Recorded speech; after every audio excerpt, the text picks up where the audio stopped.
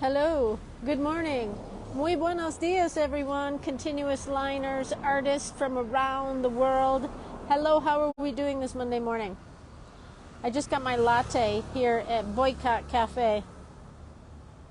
You know, I used to not like this coffee. I don't know why. Maybe because it reminded me of Starbucks.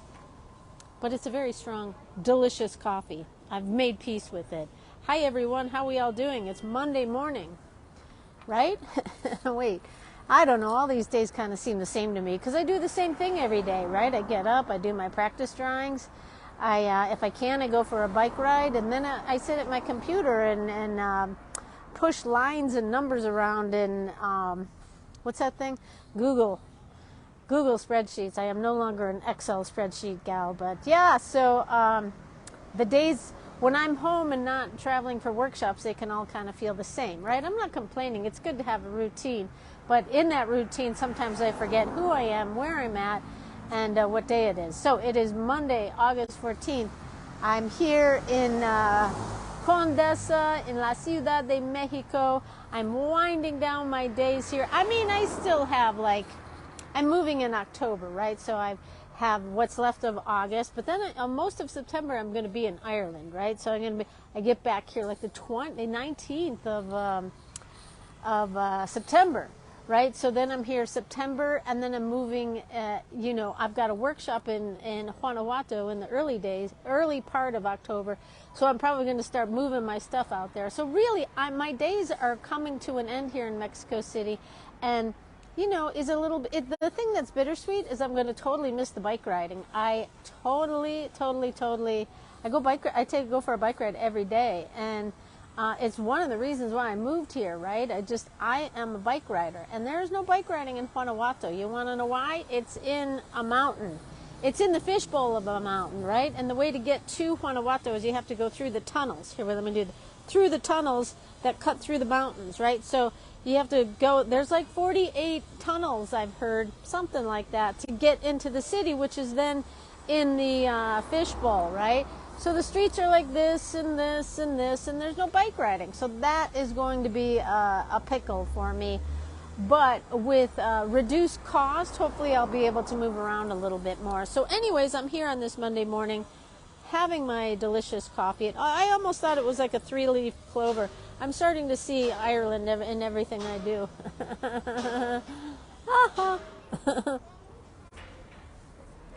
I'm getting very excited for Ireland. I'm packing. I'm doing trial runs on my packing. I'm making new art books, new sketchbooks to take with me. I'm going to waterproof them. I'm going to make sure everything has a Ziploc. I got new booties that are waterproof.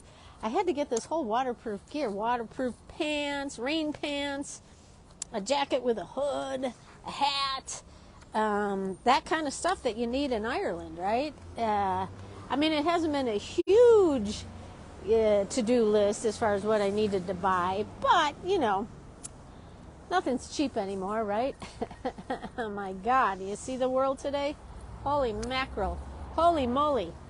Anyways, the way through this, through the chaos, through the discomfort of life, and honestly, if you looked at the news before you looked at me today, I looked at the news this morning, and I'm almost going to cry thinking about it because I just watched all these videos from the native people of Hawaii and the tremendous loss that they're dealing with. Their whole town of Lanai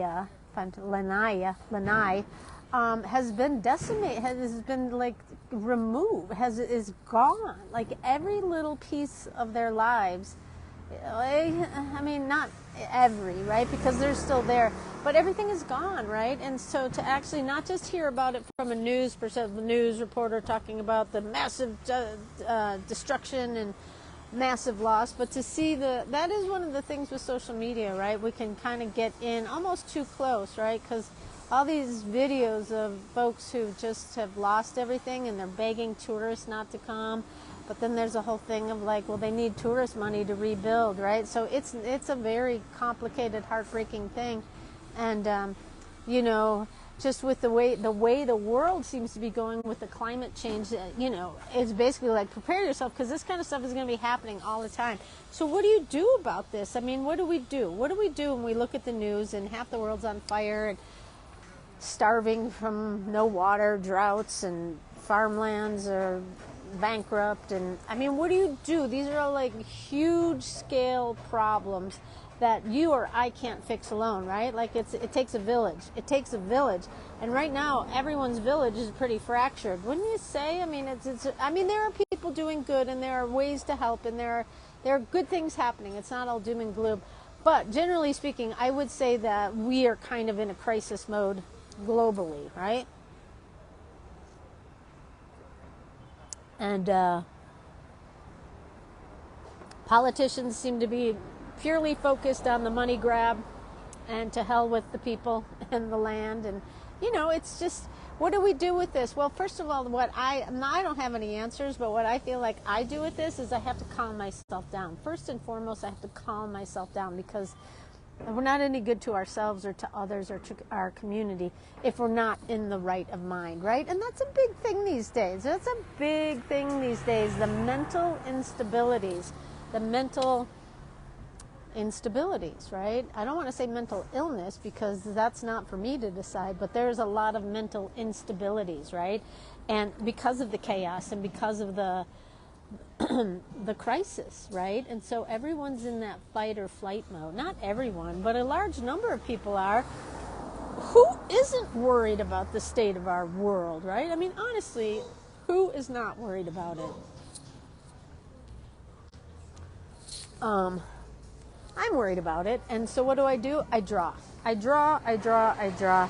because even if just for a brief moment, I can get out of the heebie-jeebies, right? Like, oh my God, we're doomed.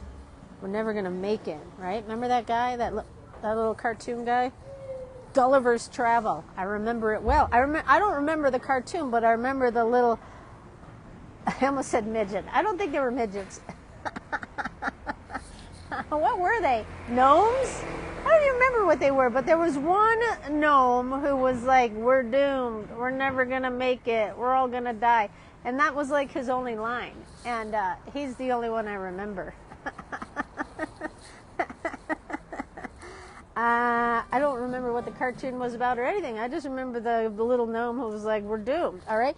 And so I hear that voice, honestly. I hear that phrase, right? It's like one of those things that has stuck with me, as well as, I must have taken a wrong turn, that left turn in Albuquerque, right? Like Bugs Bunny. Who doesn't have him seared into your brain, right? What a maroon. Right? Classic. I don't think they can make cartoons like that today, right? What a maroon. Monsters are such interesting people. Da-na-na-na-na. Da-na-na-na-na.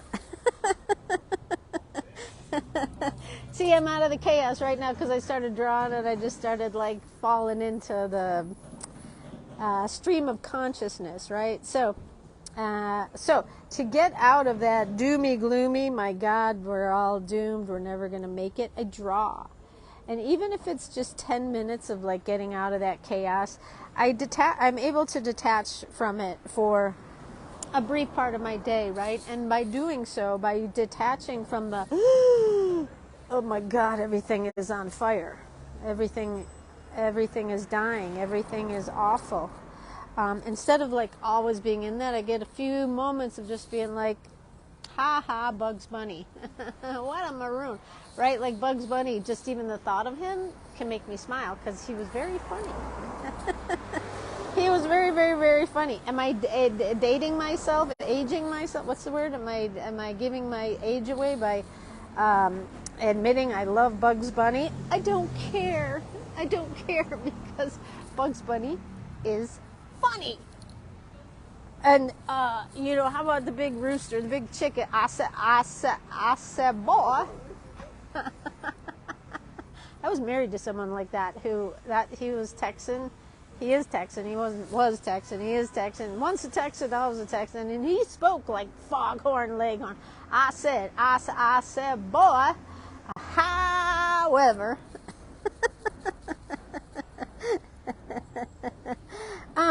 Anyways, what am I saying? What am I talking about? Well, I'm not talking about all the horrible news in the world. I'm talking about doing my line exercises while sitting in the streets of Mexico City while having a delicious latte, which I need a sip of right now, sitting in the beautiful tree-lined streets of Condesa in La Ciudad de Mexico. That's another trick that I learned from Sonia Choquette, who was my teacher for many years, still is. I just watch her on the YouTubes now, but Sonia Choquette has this great, well, she has a lot of tips and tricks and tools for staying out of the chaos, but one of the things that I use a lot, no gracias, one of the tools I use a lot is naming it, right? Like like who doesn't feel, you look online, you look at Facebook, you look, wherever you look online, right? How can we not feel a little stressed when we get off of that, right? Like, oh my God, Hawaii is gone. Politicians are jerks and assholes, and we're, they got nothing but bad news for us, right? Whatever the bad news is, and there's plenty of it, right? So a way to, first of all, as you know, if you're watching me here, or if you're in this group, drawing is a great way to disengage from that, right? Just to get away from the chaos, but also naming it, right? Like naming it. There's a tree. Let's see, where am I sitting? There's a plant right here, and there's my hair clip right there. And there's a man in a black suit. There's a man walking a dog. There's a woman talking to her dog. There's a man waiting to use the ATM. There's a woman delivering a cup of coffee to a person sitting at a table. There is a man walking out of the 7-Eleven. There is a white car that just drove past me, right? Like, you just start naming things that are literally right in front of you. I'm drinking out of a black cup. I have orange and black nails. I was kind of feeling the Halloween-y vibes. So I was almost going to do orange and blue, but I don't know. I got overcome with Halloween feelings, the Halloween feels, and I went with orange and black. The Halloween feels. Does anyone get the Halloween feels here? Halloween feels. Janet, you're on here. I know you get the Halloween feels. I don't even know you, but I just know you get Halloween feels.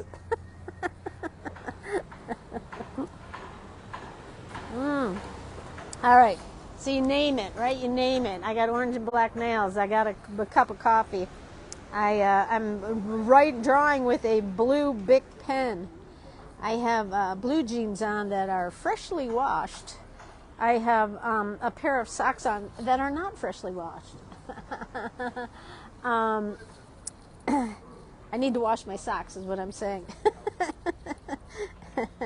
And I need new shoes, which I should be getting them delivered today, because these shoes, I've had them. I couldn't afford shoes this past year. It was a tough year. I couldn't afford shoes. I'm going to say it, right? Like, it was a tough year financially. And I couldn't afford shoes, but I just bought them last week on Amazon, and so they should be delivered this week. So I was able to afford some shoes. Thank you, everyone. Thank you, everyone who supports me and the continuous line storytelling movement. I totally appreciate it. Can you hear the coffee? Grinding the coffee, right? Oh, I hear a coffee grinder, right? That drops me into my community, right? And that's like, when we look at all the bad news online, one thing, to name it, right? You look literally what's in your environment, and you see that generally speaking, things are okay in your immediate area, right? They're grinding coffee to make a beautiful coffee drink. They're on their way to their new job. They're on their way to have coffee with their boyfriend, right? I'm making stories up now. Look at that cute little dog taking a poop over there, right? Like, you just sort of name things that are in your immediate, even if you're sitting at home. There's my spoon. There's my favorite spoon. Do you have a favorite spoon? I know there's that whole thing, like, do you have a favorite stove burner, right? Mine is the lower right. What's your favorite stove burner? You just start naming things that are right in front of you, and it connects you to your immediate surroundings, which can help ground you, right? All this is in an attempt to keep you grounded and not lose your mind, because there's a lot of stories out there that can make us lose our minds. I mean, me laying in my bed in Mexico City watching all the horrible news in Hawaii and the tragedy that the cleaning up and the recovery of their lives. It's heartbreaking, right? I was crying. And what do I do? What do I do? How can I help? My God. I mean, you can donate money, right? And, you know, sometimes you can, sometimes you can't. But what else do you do, right? I don't know. I mean, I'm sure there's things you can do. Being in Mexico City, I always feel like I'm even a bit more removed from being able to do anything. But that's not true. There's plenty of tragedy right here that I can, you know, help be a part of.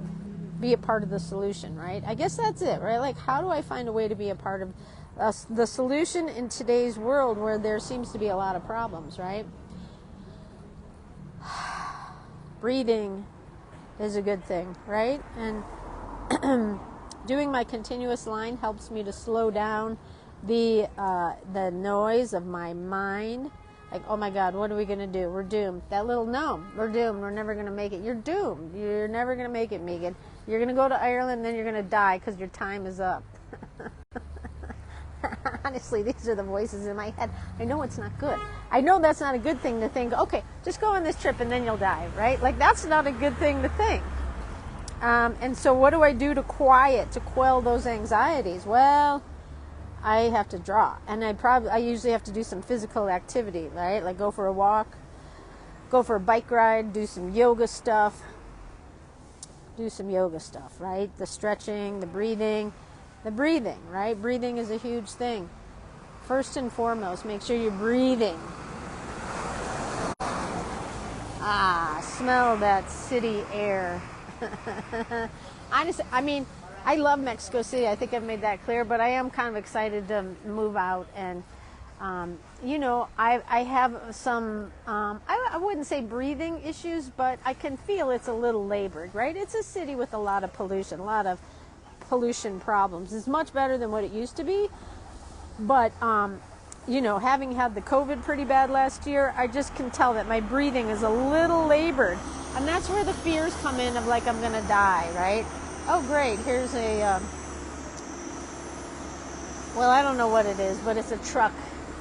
And it's got lots of black smoke coming out of it. Speaking of pollution, right? So not that Guanajuato is the land of pure clean air, but it's cleaner air than here in Mexico City. So I'm looking forward to kind of getting back to some open spaces, right? And just having some space, right?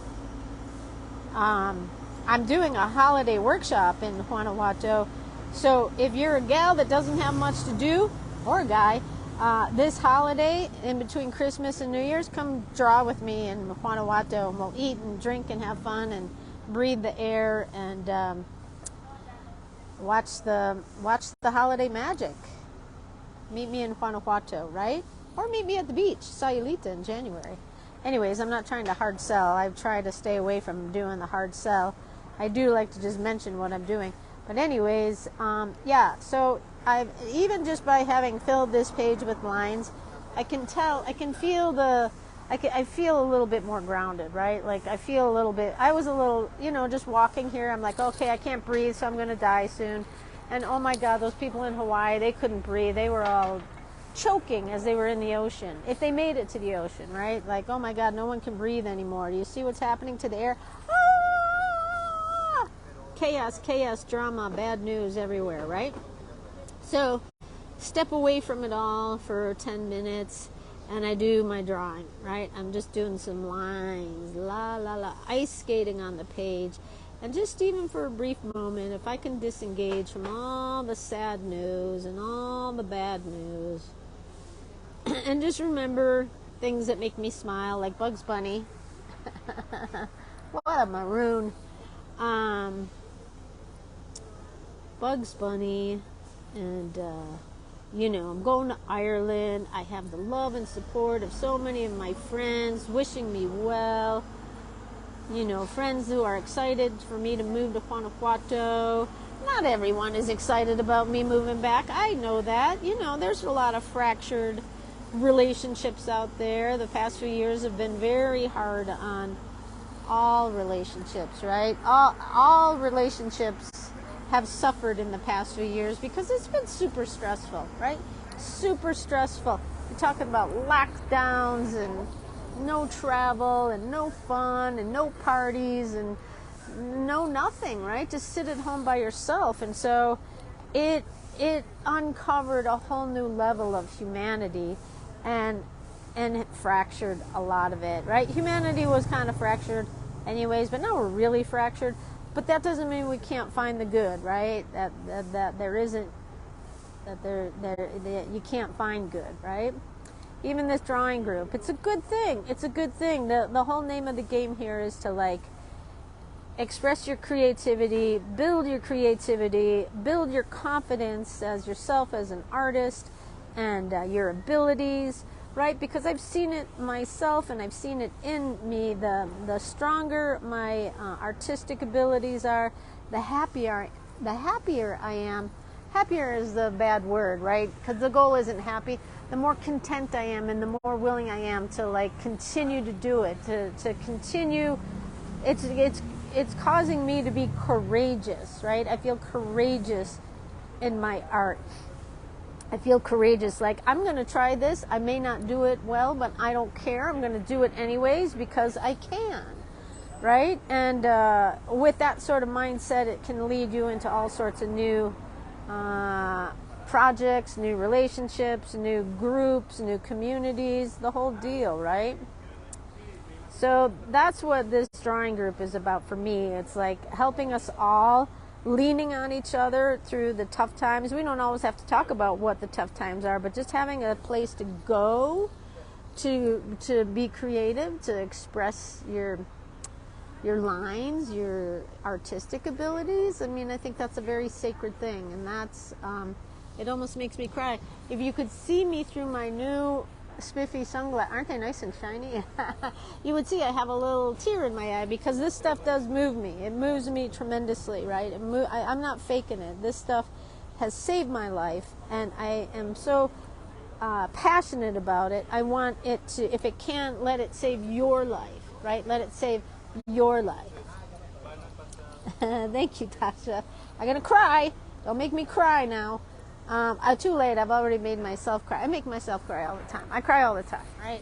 In a good way. It's not like I'm at home sobbing all the time, but the weight of the world does make me cry. And when I think about like the work I'm doing with drawing and helping other people to draw, it does make me cry because I feel really, really, really strongly about it. Connie, if you're on here, Connie drew me posted it in 3 different groups, groups that I'm members of, not just this one. And just shared the importance and the power of like, go easy on myself, go easy on others, right? Go easy on myself, go easy on others. It sounds so simple, but you know what? It's so true.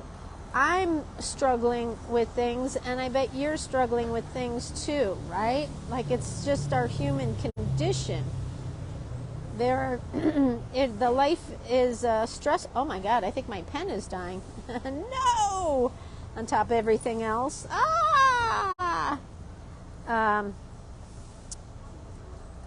here it comes. It's back to life now, right? So the finishing with the hearts is an important part for me because, how do I do this here? Forgot how to draw a heart for a moment.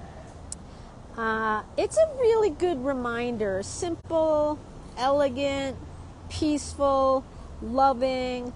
Go easy on myself, go easy on others, because everyone is struggling with something right now. Everyone. Even people I don't like Donald effing Trump. He's struggling with things too.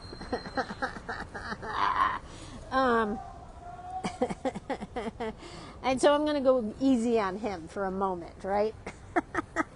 That's the test right there. If you can go easy on the people you don't like and the people you don't like, can you have compassion? Can you have grace for the people you don't like? That is my ultimate test. Can I have a little grace when it comes to that guy?